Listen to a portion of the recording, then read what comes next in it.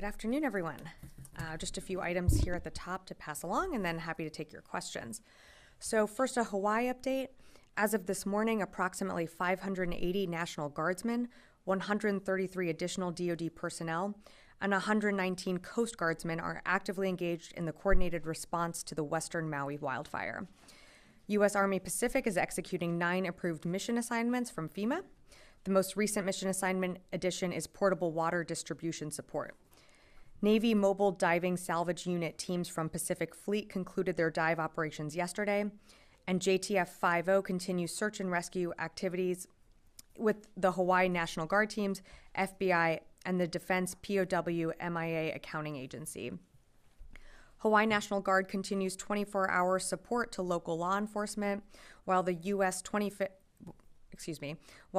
Army 25th Infantry Division's fueling trucks distributed about 470 gallons of fuel over the past 48 hours in support of U.S. Army Corps of Engineers temporary power operations. Pacific Forces delivered 2 trucks, 2 large water tanks, and 6 operators from the 25th Infantry Division to Maui in support of the water distribution mission.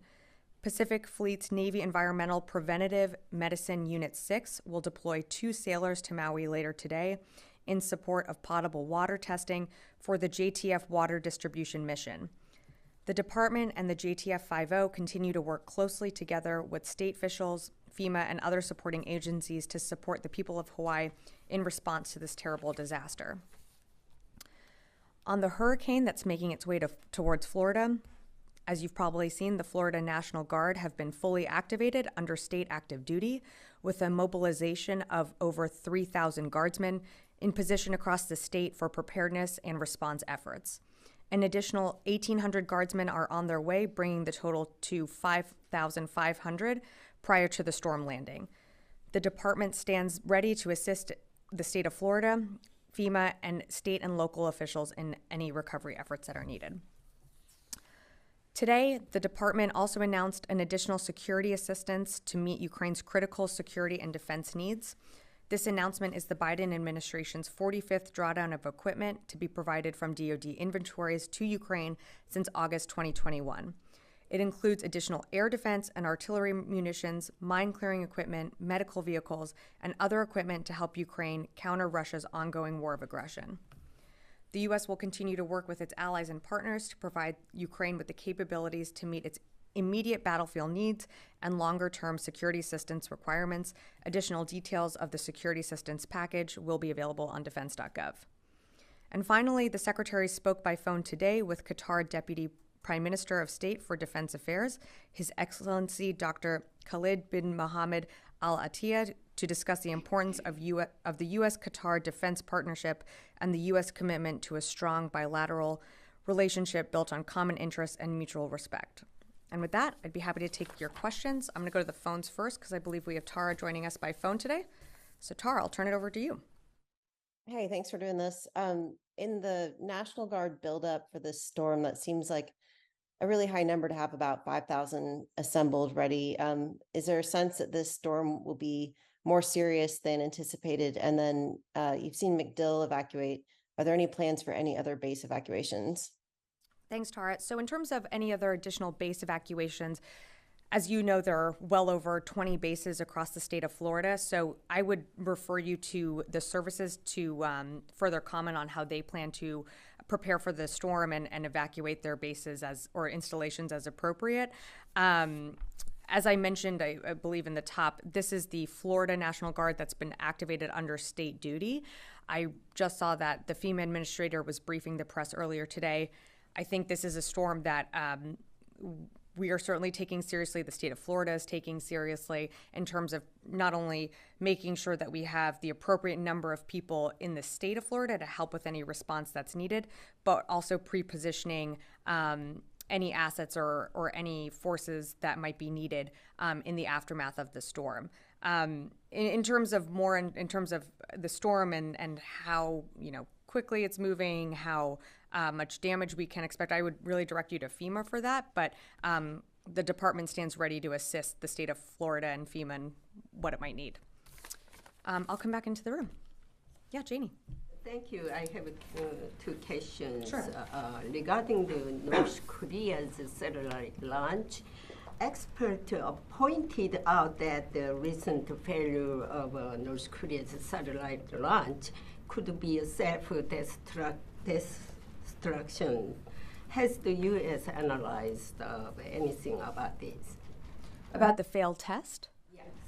Nothing that we've analyzed other than that we certainly monitored that that there was a space launch, an attempted space launch, but nothing further than what we've said previously. I'm sorry, maybe I'm not understanding the question fully. Yeah, maybe U.S. is still analyzing this, or why they failure this in the satellite. We continue to monitor the actions that the DPRK takes whenever it comes to a missile or a space launch or a missile launch like this one. We're aware that the DPRK is using ballistic missile technology, which is a violation of multiple UN security resolutions. The behavior that we've seen continues to destabilize and undermine security in the region. But other than that, I just don't have more at this time. Sure. When will the missile warning information system for North Korea between the United States and South Korea, Japan, begin to operate under the recent Camp David, agreement? Do you have anything on that? When they're gonna be, working this system right away? Well, you mean following the Camp David meeting? We just conducted a trilateral exercise that followed the historic Camp David summit. It brought together, of course, even closer the leaders of the United States, Japan, and the ROC. We are committed to peace and prosperity in the region, and we'll continue to engage with our partners and allies in the region. But I don't have more in terms of any further response from the United States. Great. Hey, Laura. Yeah. Thank you. Senator Kane recently called for an investigation into the accident in Australia that killed 3 Marines the other day. Is DoD going to be doing an investigation into this specific incident, and not just this specific incident, but a broader investigation of these mishaps, aviation mishaps that have been happening? Sure. Well, first, as you probably saw, the Secretary over the weekend issued a statement just offering our condolences, and of course I'd like to offer that here from the podium. Our deepest condolences go out to the Marines that were killed in that exercise. As with any training accident, there is an investigation underway to determine exactly what happened. And you've heard from myself and others that the safety and security of any of our service members is a priority. So, of course, we would take any lessons learned from that investigation and apply it forward. I'm sorry, and your second question? A broader investigation of the aviation mishaps that have been So happening. each mishap that happens or each incident, there is always an investigation that happens, but I would view these as separate ones, not one that needs to be a holistic view of any aircraft or any operation. So there is an investigation into this incident, as there have been investigations in the past to individual mishaps or incidents. Yeah. Thanks, Sabrina. Just to follow up on the Osprey line of questioning. Sure. Starting last year, both the Air Force and the Marine Corps acknowledged that the Osprey has this rare but persistent issue with its clutch. Is the DoD concerned about this engineering fault, which the Marines admit doesn't have a permanent solution yet, as far as just the platform itself is concerned broadly? Well, in terms of the incident that happened over this past weekend, again, that's still under investigation. So I don't want to jump ahead or get to jump to any conclusions that haven't been reached yet. As I mentioned to Laura, each incident undergoes its own investigation. I wouldn't right now apply a sweeping broad stroke across every incident, linking them together. They're all very unfortunate. Every time this happens, of course, we always think about the service members who are putting their lives at risk, but I wouldn't say that they're all connected in one way or the other. Does the Pentagon have confidence in the Osprey as an airframe? I think we do certainly have confidence in the Osprey. If anything changes, if these investigations lead to something that would cause us or a service to adjust anything about how we believe the Osprey should be used, we would do that. But at this time, we have confidence in that. Hey, Dan. Isn't it worth looking at a broader issue of aviation safety? I mean, there was a GAO report, as you know, that did say there was a broader problem in the Army and the National Guard over a whole period of years, where they found that there was a problem with maintenance and a problem with pilots being able to get enough hours in the air because the aircraft weren't ready to fly. Is that something you're at least considering, a broader look at safety? At the moment, right now, no. We are focused on what happened in this particular incident and what has happened in previous incidents. But I really would steer away from linking them together right now because they're still being investigated.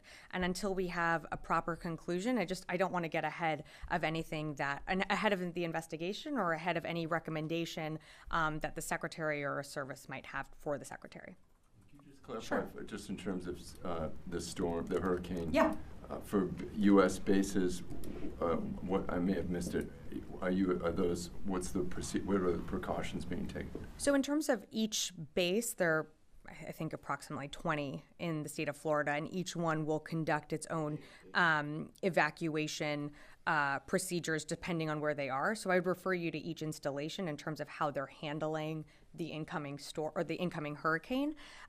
We have had MacDill evacuate non-essential personnel as they are, I believe the storm is coming up right along the coast there. But in terms of other individual bases, I would just refer you to the service for more questions. Great. Yeah, right here. Thanks. On Turkey, the U.S. Embassy in Turkey announced that USS Gerald Ford was docked, I guess, over the weekend. Turkish media reports say that there was a joint exercise, and they called it the largest ever between the two militaries. Can you, provide any details on those joint military exercises? Sure. I'd have to actually take that question for you. I just don't have more details to provide from here at this time, so I'd be happy to take that one. One more. Sure.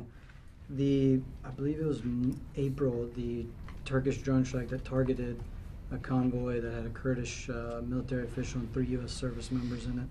There was an investigation launched, the Pentagon told us at the time, and repeated questions asking about that investigation. The response that we've gotten multiple times now is that there's no comment. Is this investigation closed? Is there a reason? Could you provide any updates on that? I believe you asked me about this just a few months ago. I don't have any updates for you at this time. I'm happy to take a look and come back to you, but at the moment from this podium right now, I just don't have any updates. I'm going to go to the phones really quickly. Jim Laporta, The Messenger. Hi, thank you for doing this. On the security assistance to Ukraine that was announced today, I had 2 questions. The 155 millimeter artillery shells, does that include D-Pick'ems? And then also, is this the first time the U.S. has sent Sidewinders, the AIM 9Ms? In terms of the Sidewinders, I do not believe so, but I'd be happy to check that. In terms of were there any D-Pick'ems included in this round of, in terms of were there any D-Pick'ems included in this 45th drawdown? There were not. With that, we'll go to Heather, USNI. Great, thank you so much. I was wondering, just to go back to the Osprey questions, what is the breakdown between the U.S. and Australia in terms of investigations going on into what happened with the crash? Well, the Marine Corps will be conducting its own investigation, but of course this was a joint exercise, so there will be collaboration and partnership there. But for more details on the investigation, I would refer you to the Marine Corps to answer those questions. Okay, great. I'll come back in the room. Oren and then Carla. There's a hearing going on right now with Gold Star families from the Abbey Gate bombing, and at the beginning of the hearing, Congressman McCall, chair of the House Foreign Affairs Committee, said 2 years later, we're still here seeking answers. How did this happen? What went wrong? Why couldn't this tragedy have been prevented?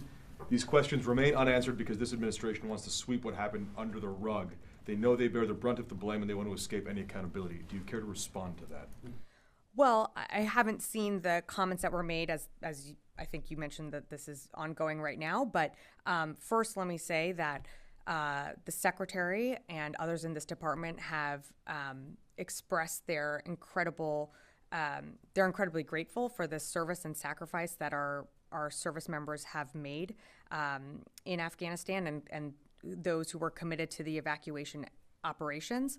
In terms of responding to some of the comments that were made, I think you know that CENTCOM conducted a very comprehensive, credible, and definitive investigation into the Abbey Gate bombing following the attack. Our U.S. military commanders on the ground made the best decisions that they could, that they were provided with the intelligence and the evidence that they were given on the ground that they were able to make those decisions in I'm sorry, let me just take a step back because I realize I'm sort of jumbling my words here. U.S. military commanders on the ground in Afghanistan made decisions that they could with the information that they had at the time. They were fully given they were given the decision-making capability and were responding to threats on the ground in real time. And so we are very proud of the work that our commanders and our service members did, not during just the evacuation in those few weeks, but over the 20-year war. And I think, as you probably know, that we also did a very deep investigative AAR that we submitted to Congress that also provided members of the SASC and HASC committee with our findings of not just the evacuation, but just our larger takeaways from Afghanistan. And I'll leave it at that. One follow-up Sure. question. Congressman McCall has been working on his own investigation of the withdrawal itself and the circumstances around it. You talked about the CENTCOM investigation, the AAR as well, that looked over all of that. Is it your position that there is nothing more to learn, that everything that has been learned about it could be learned, or is there more information out there that could be made public that we haven't heard about yet? Well, I think from the investigations and from the investigation that CENTCOM did in particular around Abbey Gate, it was incredibly exhaustive, interviewing over 100 members that were on the ground and in this department to figure out what exactly happened. We, of course, welcome transparency. We welcome accountability. We are accountable to Congress, and that is why we submitted the AAR when we did. That's also why CENTCOM led the investigation and interviewed the many people that were involved in the evacuation. And so we feel confident in our efforts to get to the truth, to get to the facts, and of course, what we think about as we are coming up on the 2-year anniversary is the service members, the civilians who dedicated their lives in Afghanistan. And so that's something that we're thinking about around the 2-year anniversary as we close out the month of August. I think I said Carla next. Yeah, sure. And I think that Chairman Milley had said that he would welcome additional investigations to the post. Does the Pentagon support additional investigations? I know you said you welcome transparency. Is that a yes, that you are welcoming McCall's investigation as well? If there is an investigation led in Congress, of course we will cooperate. But again, we feel very confident in the efforts that were led by CENTCOM and by the SIGAR report that was submitted to Congress on our efforts in Afghanistan. And then on Niger, has the U.S. flown any drone missions out of any bases in Niger since the president of Niger was forcibly removed from office? So I'm not going to comment on any ISR capabilities or flights out of Niger, but what I can tell you is that we continue to maintain and protect our interests in the region, and we'll continue to work to protect our allies and partners in the region. And we have other means of doing that, but I just don't have anything more to say. I won't say whether or not it's... We don't comment on ISR operations, so I'm just not going to go into that. Okay, well, is the counter-terror mission in West Africa, is that on pause as a whole? Because, not just in Niger, but those drone bases are responsible for areas outside of Niger as well. So we have other ways. Again, we have redundancies around the world and in the region that allow for us to continue to protect our interests of our allies and the United States, but I'm just not going to get into any further intelligence. Okay, and so finally, would you say that the counterterrorism mission in West Africa, is it being hindered by this situation, this coup, or are things able to go as business as usual? Well, it's certainly not business as usual, as we're not conducting operations or conducting any other exercises within our Nigerian counterparts at this moment. What we're focused on, what this building and other agencies remain focused on, is seeing a resolve to this diplomatically. And so I'll just leave it at that. Yeah. Hey, Chris. Thank you. On the on the forces the U.S. Sent to the Gulf in response to the Iranian actions that you yourself announced and said didn't want to put a timeline on, has the Pentagon seen a decrease in that Iranian threat? How are you going to judge when those forces can come back and when they need to stay? I mean, what's that look like in this bill? Well, I can't predict the future. So I will say that, as long as there remains a need for these forces to be in the region, they're going to stay there. They are there to deter any threats or unprofessional, unsafe from IRGC-backed groups, and I'll just have to leave it at that. When you say same forces, is it possible that these forces remain in the region? Is that force posture, or could we see rotational of similar assets if this becomes an ongoing? I don't have anything to announce today. I have no updates or changes to announce in terms of the forces that were moved to the region at this time. If that does change, I'd be happy to read that out, but at this moment I just don't have anything. Great. Do you have anything else? Sure, David. The drawdown, how much is left now in the Ukraine funding? And does that authority expire at the end of September, or does it carry over into the next fiscal year? Good question. So in terms of how much is left, I would have to take that question and get back to you. I just don't have that on hand in terms of the funds that are left. You might remember that this was a recalculation done of previous PDAs. So because it was a recalculation, this would not expire at the end of the fiscal year. We're confident that we will have enough money to meet Ukraine's need through the fiscal year, but as you know, there's been a request for a supplemental, and we're hopeful that the Congress will approve a supplemental package for Ukraine. Can you put that answer out as a taken question? For how much is left? Yes, absolutely. Yep. Liz, and then I'll come back to you. Thanks. Can you explain the announcement from Secretary Hicks a little bit from yesterday on the replicator drone program? Sure. So the replicator initiative is another tool for us to innovate and to modernize and to keep a pace with the PRC. The replicator is basically a way to accelerate innovation by the warfighter by delivering low-cost autonomous systems at a scale of multiple thousands across warfighting domains, and that should be in a timeline between 18 to 24 months. The Secretary and the Deputy have been focused on this urgency to innovate, and the replicator is that next step. Great. Sure, Fadi, hi. Has there been any effort to evacuate American personnel from Niger involving U.S. assets from Europe? There's been no change to our force posture at this moment. So in terms of any evacuations, I would say no. If that changes, I'd be happy to keep you updated. I will take one more question from the phone. Howard Altman. Hey, thanks, Sabrina. I got two questions, actually. One is on the Pickums.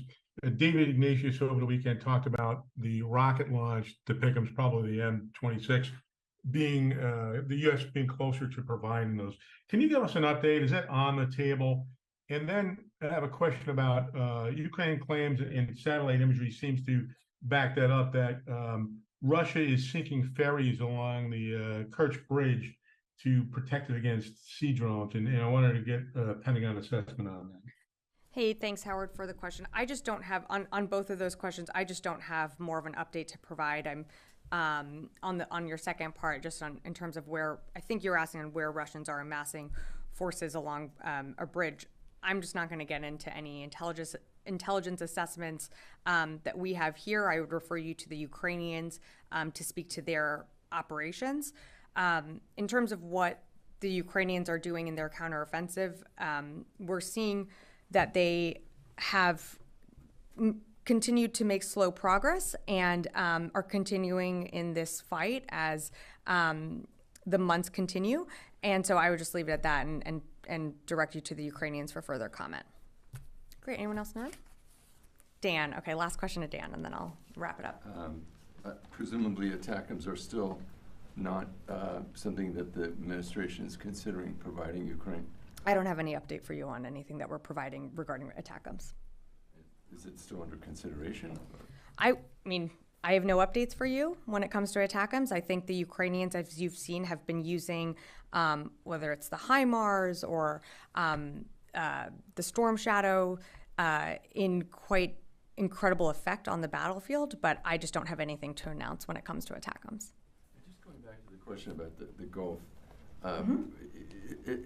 since over the past several months, has the threat reduced in terms of U.S. forces in Iraq and Syria from Iranian-backed militia, or in the Strait of Hormuz in terms of commercial shipping?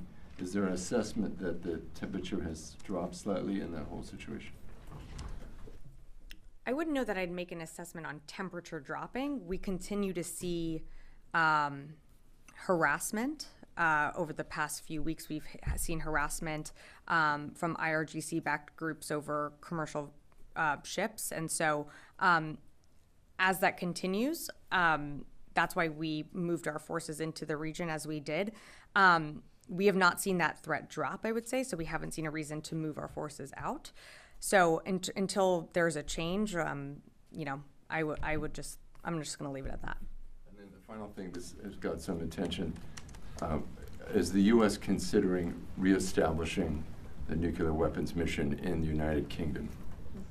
I think I saw the report that you're referencing. So consistent with our longstanding practice, we just do not disclose the specifics of U.S. nuclear posture or basing. It is U.S. policy to neither confirm nor deny the presence or absence of nuclear weapons at any general or specific location. I'll leave it at that. Thank you.